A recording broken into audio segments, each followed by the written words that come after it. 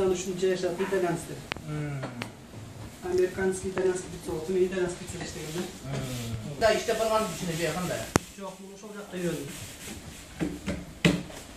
O zaman Allah Allah. Maşallah. Allah. Maşallah, maşallah, maşallah. А Türkler moralisa peşine şimdi. Bunu bir yere güzgülük koyuşun gerek, kulaklarının yerinde görüp duruş gerek ekende. Şimdi alıp cayını ortadan salıp Tez çay falan kesin.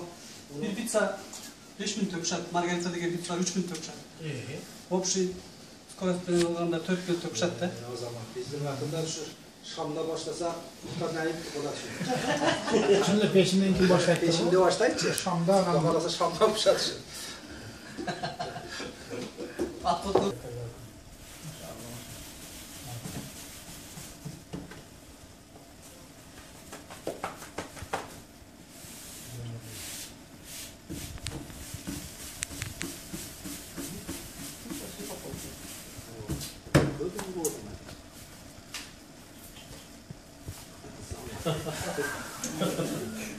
Ya Allah.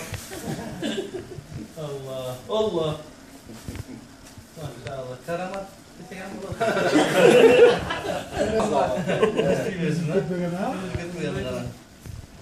Amin. Amin.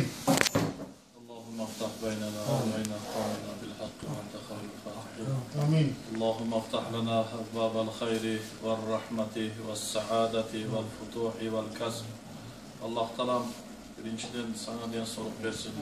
Uzun ömür, bak, talay, ilgilik, kesbine, ömrüne, rızkına Allah talam bereke versin.